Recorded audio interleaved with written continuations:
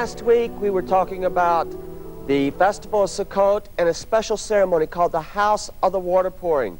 This festival teaches on the Messianic kingdom, the millennium. It is the seventh festival of God, and it is the festival that is going to be the season of joy, the season of our joy when all the people come up to Jerusalem to enjoy God's kingdom.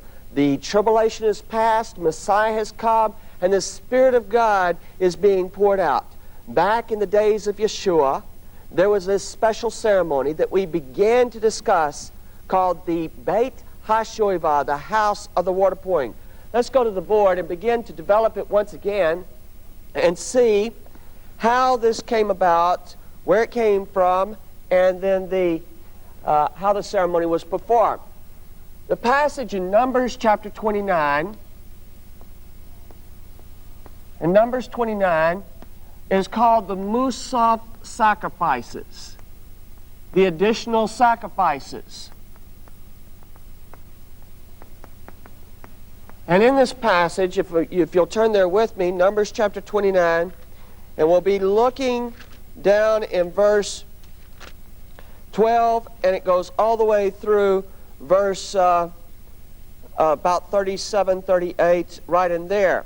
And it's going to list off the special sacrifices. Musaf means additional sacrifices for the festival of Sukkot.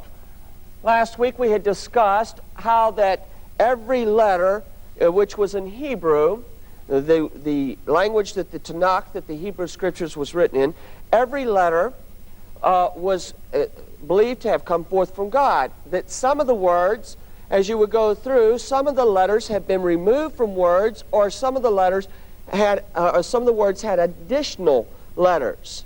Anytime that you had a letter taken away from a word, or anytime that you had letters added to a word, you realized that God was the one that had authored this. God was the one that had done it, and therefore the people were to understand everything. They were to ask questions. Why? What is meant by this? And in this passage, we have the Hebrew letters Mem, Yod, Mem, three letters that will appear, three extra letters. And so the rabbis took the Mem, and then they took a Yod, and they took a Mem in the direction that they went. In other words, they took these letters and put them together, and it spelled a word.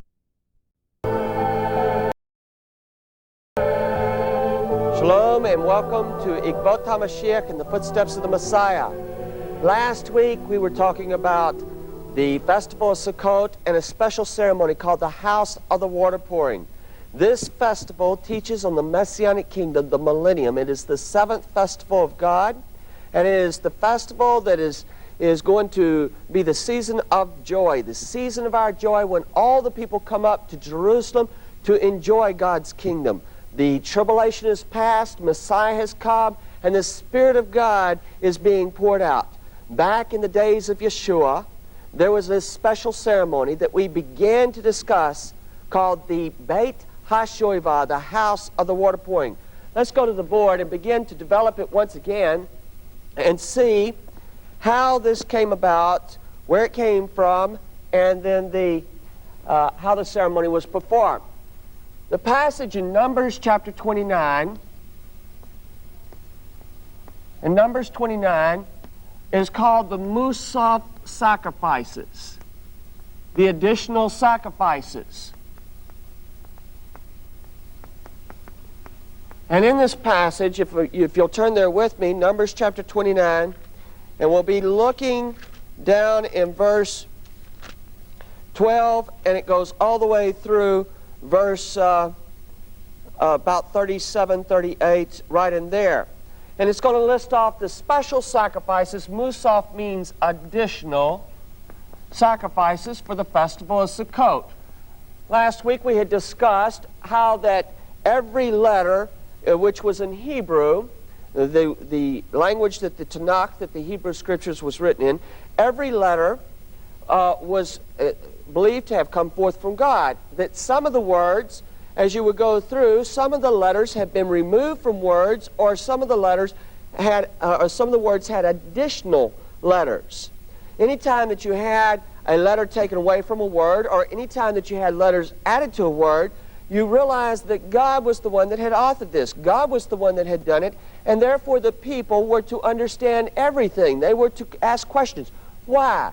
What is meant by this? And in this passage, we have the Hebrew letters Mem, Yod, Mem, 3 letters that will appear, 3 extra letters. And so the rabbis took the Mem, and then they took a Yod, and they took a Mem in the direction that they went. In other words, they took these letters and put them together, and it spelled a word. They put the vowels in, and the word means water. Water. Now remember that another name for the season of Sukkot is called the season of our joy. The season of our joy. And so they found the passage from the prophet Isaiah, Isaiah chapter 12, verse 3, and it says, "Therefore with joy you will draw water from the wells of salvation." And so they saw that verse, Isaiah 12:3, as being associated with the festival of Sukkot. And so at this festival there was a ceremony called the Beit HaShoevah, which means the house of the water pouring.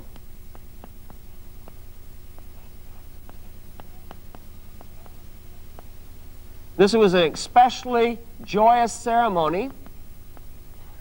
In fact, in the Tractate of the Mishnah, this is a copy of the Mishnah, in the Tractate of the Mishnah that deals with the festival of Sukkot, we read in Sukkot 5:2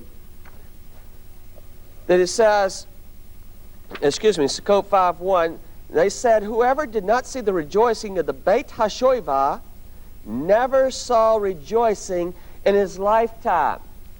Now this is the way the ceremony was conducted. I'm going to draw a diagram of the temple.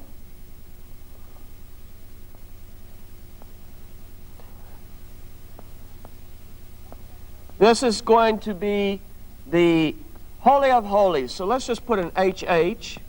Holy of Holies, it's called Kodesh HaKodeshim in Hebrew, and this is called the Holy Place.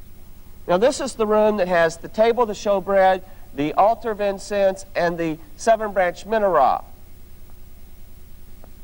The altar of God, the great brazen altar, set outside the temple, or set in the courtyards of the temple, and it's set just as you were facing the temple. It would be to your left side. Right in front of this is going to be a small area. This is a courtyard. This is the courtyard of the men of Israel. And then just behind that you have another courtyard, a very large courtyard, by the way. Major events in the festival of Sukkot took place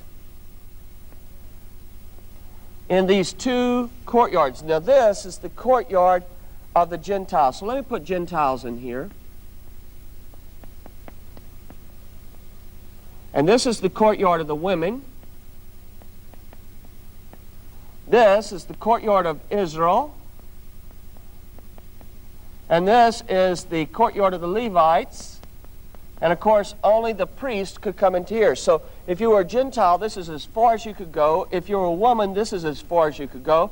If you were a man of Israel, but not of the Levitical tribe, this is as far as you could go. The Levites could come into this court, but not enter into the holy place. Only the Kohanim, the priests, could enter into here. And then, of course, only the high priest could go into the Holy of Holies, and then only on the Day of Atonement. Inside the courtyard of the women are 4 great posts.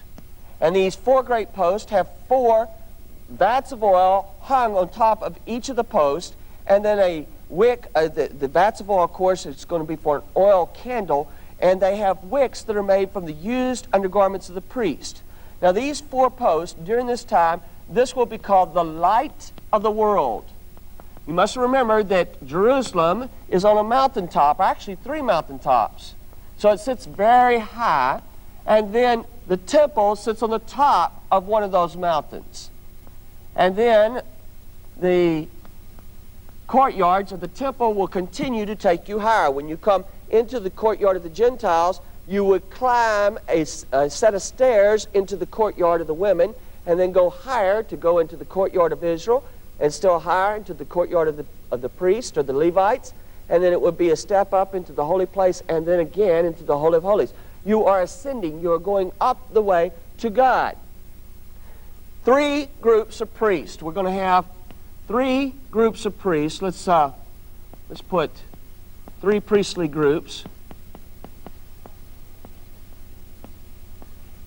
And we'll call them A, B, and C. Before we do this, let's get our directions. This is going to be the western side of the temple. So this is the eastern side. Of course, the Mount of Olives is right over here. The Garden of Gethsemane will be right along here. This is going to be the northern side, and this is the southern side. The first group of priests are going to kill the sacrifices and prepare them. Now you have all types of sacrifices that are being prepared. Let me make you a list over here of your 5 types of sacrifices. These are found in the book of Leviticus. Your first type is called an olah, which means a burnt offering. Your second type is called hata'at, which is the sin offering. And then you have a sham, which is the guilt offering or trespass. And then you have the mincha, which is the bread offering. And you have the shalem, the peace offering. So the priest will have a number of these different offerings to prepare. And for each offering, there are approximately 13 steps that they will go through in doing the sacrifice. So this group, we have this one group that is going to come into this area right over here. This is where the animals will start to be killed and to be prepared. Now, as this is happening, remember, it's the time of Yeshuah. Yeshuah, and if you could see, his disciples, the Talmudim, have come up to the temple, and they are there in the midst of the city. The city is literally full of thousands and thousands, tens of thousands of pilgrims that have come in from Babylon. They've come in from Alexandria. They have come from the Asia Minor, Rome, all over, each dressed differently. Everywhere that you look throughout the city, it looks green because it's the festival of Sukkot. And at Sukkot, the people have brought up their crops. They have brought up all of these things. You have all these smells of the different types of spices and so on. And everybody has gone and cut fresh branches to put on a booth called a sukkah. And all over the town, all over the city, you have these booths and people camping, especially joyous time. So we're going to have thousands and thousands of pilgrims are going to line the road going to the east. There is a bridge that goes from the eastern gate of the temple across the Kidron Valley, and then we come to the Mount of Olives right here, if you remember. And just to the side of the Kidron Valley is going to be another valley, right at here where you can see it, called Motzah, which means sent. Now this valley plays a particular role in the ceremonies of the temple. 3 different festivals of God, activities will occur in the valley of Motzah. Always look for Yeshua. Always look for the Messiah as you're studying the Scriptures. Every festival is given to teach you about Yeshua. It wasn't for the sake of just having a good time. You do have a good time in them, but that is because they are based in Messiah. These are instructions that God is giving to teach us and to instruct us about Yeshua. And Yeshua, we're told in Yochanan, or John chapter 6, over and over in this chapter, I am the one that is sent from above. I am the one that was sent. I am the bread that was sent down to earth. And so he is the sent one, and that is the message, the communication that we see in this valley of Motzah. In fact, during the festival in the spring, the festival of the first fruits of the barley harvest, the priest would go to the valley of Motzah and they would cut fresh barley. This would be the first barley that would be cut during the year. They would cut this barley, they would bring it back to the temple, and they would beat the barley. Then they would beat it and beat it and beat it to get all the chaff off of it. And then the barley is put into a pan, a special pan with perforations in it. It's passed over a fire. And then, once this is done, it is taken and it is passed through sieves. And it passes through 13 separate sieves until it is ground from a corruptible barley to an incorruptible flour. Now, it is on that particular day that Yeshuah is raised from the dead. You see, he's the first fruits of the harvest. That barley was a picture of him, but notice that it was in the valley of Motzah that this occurred. Each Shabbat, the temple must be cleaned. The altar must be emptied of all of its ashes, and the ashes are carried in a special container out to the valley of Motzah and dropped there. Now, in this valley, there are very tall willow trees that grow, and the priest would be sent there. Literally hundreds of these priests would be sent to cut the willows, and as they cut the willows, they're going to be about 25 feet in length. And so the priest would stand shoulder to shoulder going across the road. Now remember, they have to go across a bridge, so we can only put maybe 6, 7, 8, 9, or 10 men shoulder to shoulder, and we have hundreds of priests. So about every 30 feet, you're going to have priests holding willows, all in a line, very similar to a marching band. Now, they are going to have to carry these back into the city.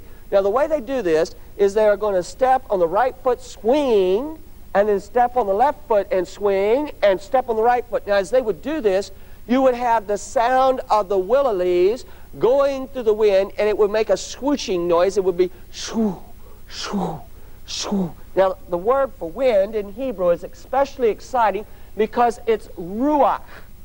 Ruach, which means wind or spirit. And what you could experience this if you were in Jerusalem. Let's say you were standing at the eastern gate, you would hear the ruach. You would hear the Spirit of God coming on the city. It is a prophecy of Yeshuah coming from the east. When he comes, how that he's going to come through that very same gate as he comes, as it tells us in Zechariah chapter 14, and his foot touches down on the Mount of Olives, and he comes into the city. So we have the priest with the willows. We have a third group of priests. Now this will be headed up by the high priest, the Kohen HaGadol, and he is going to go out the southern gate of the temple, and he goes down to a pool that is called Siloam. It has another name. It is also called, in Isaiah chapter 8, is called Shaloah, which means gently flowing waters. And Siloam is a picture of Messiah himself. The high priest goes out, and he's going to take a golden vessel. This golden vessel holds about 2 pints of water. He has his assistant with him. His assistant is going to be a high-ranking priest, and he's going to have a silver vessel. You might remember in the last few weeks we've shown the vessels that they are preparing for the coming temple.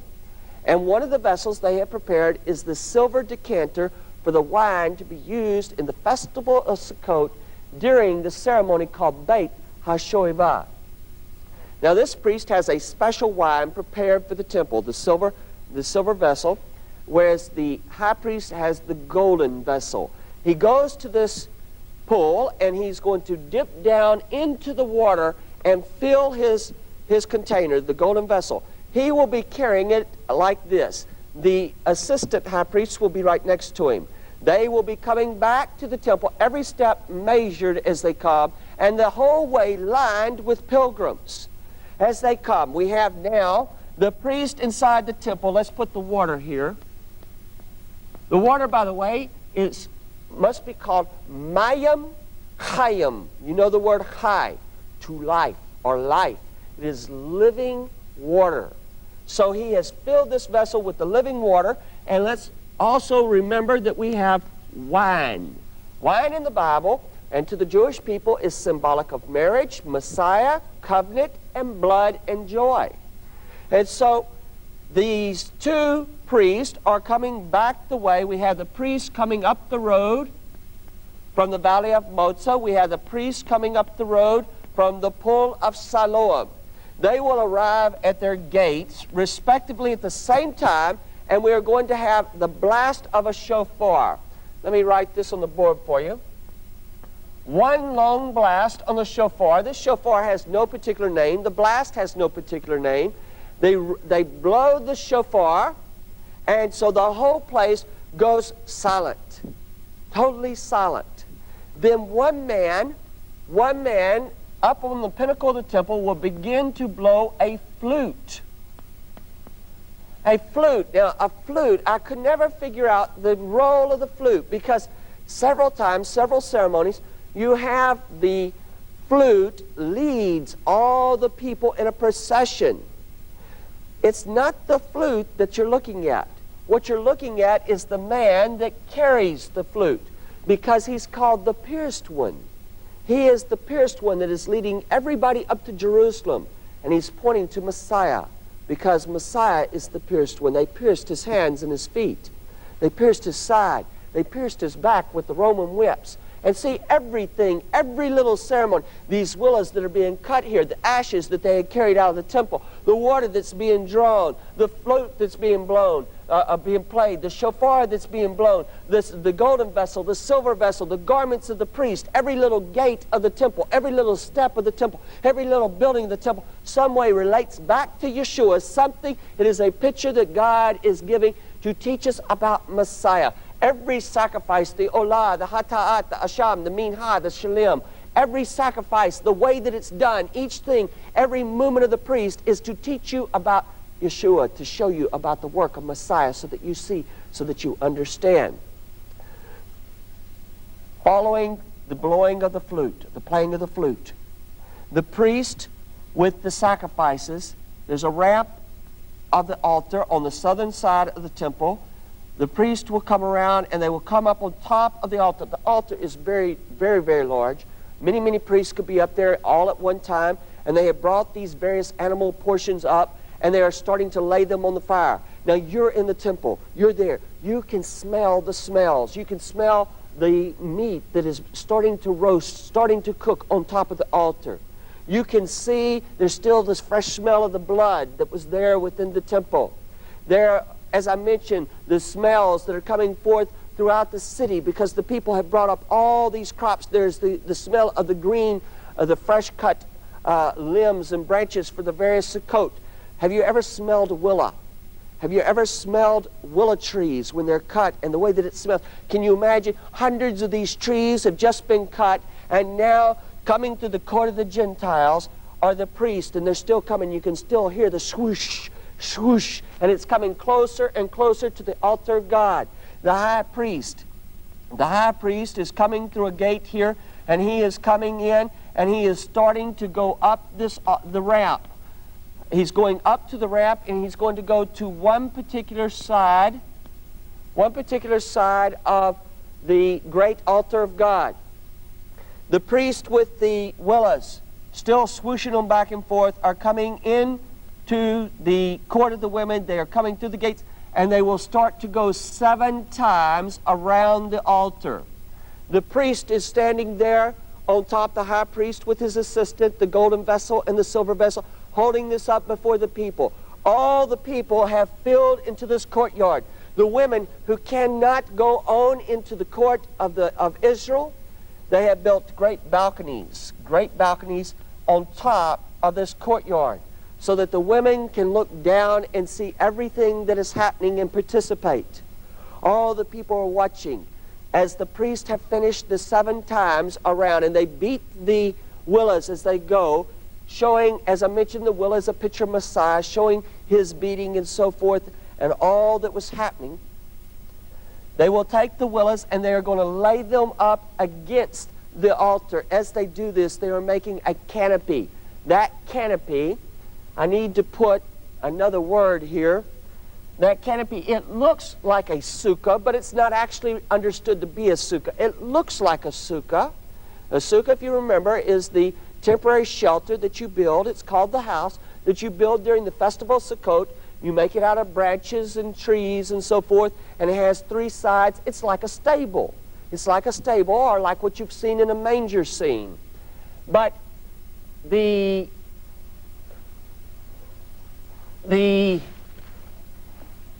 canopy that they are going to put is going to remind the people of what is called a chuppah, which is the marriage canopy.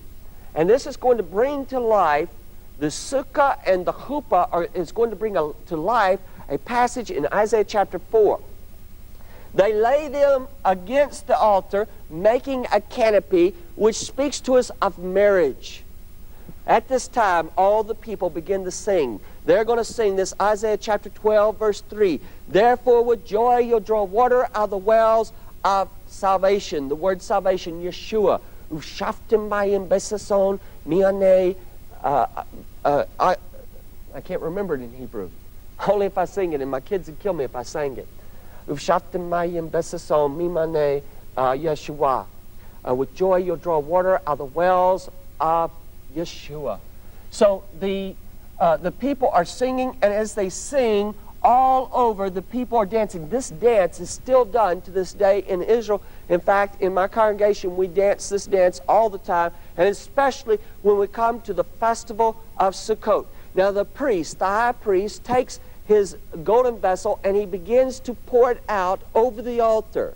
Now that's the living water being poured over the altar, and his assistant takes his vessel, the silver vessel, and he pours out the wine over the altar. You remember that when Yeshua was on the altar, when he was on the tree, when he was on the cross, the Romans came up, they pierced his heart. They pierced his heart, and out of his heart, they pierced the side, and out of his heart poured water and blood. It had separated. And it was a picture of Messiah on the altar. And that in being that we have all of the offerings of God being offered up at the same time, and all rising up at the same time, we have a picture of Yeshua accomplishing everything. Yeshua being the burnt offering, that sweet-smelling sacrifice, that freely given sacrifice. He's the sin offering for when we've sinned against God. He is the asham, the guilt offering, when we have sinned against other men. He is the minha, the bread offering. He's the bread that came down from heaven. He is the shalem, the peace offering. And he's all of these things all at one time. Now, it was at this time, as this ceremony was being done, that almost assuredly, if you'll turn in your Bibles, please, to the book of Yochanan, John, and chapter 7. We read in verse 2, now the Jews' festival of Sukkot was at hand. Read in verse 37, on the last day, that great day of the festival, Yeshua stood and cried out, saying, if anyone thirst, let him come to me and drink. He who believes in me, as the scripture said, out of his heart will flow rivers of living water. Almost assuredly, Yeshua did this right as this water was being poured out over the altar, and the people were singing, Ushaftamayim, with joy will draw water from the wells of Yeshua. And Yeshua says, come to me and drink. Out of your belly will flow rivers of living water. This he spoke concerning the Ruach HaKodesh, the Holy Spirit, which was typified in the water that was being poured out, as well as the willows, the Ruach, the Spirit that was coming in. It was teaching about when Messiah comes, not only in his first coming, but when he returns back in the fullness of the second coming, how that we will all be gathered into Jerusalem, how that we'll all be taken up to the holy city, how that during this time all of the people will be gathered there into the courtyards of the great God of Israel, and how that the water will be poured out, how that the wine will be poured out, how that there will be joy that will come forth, how that in everything you and I will be able to, with all of our senses, be able to smell, be able to see, be able to hear each of the blessings. And in everything, in each thing, we will be able to see Yeshua as we have never seen him, never experienced him. We will be able to go in every detail on a walk, on a journey. We'll walk in the footsteps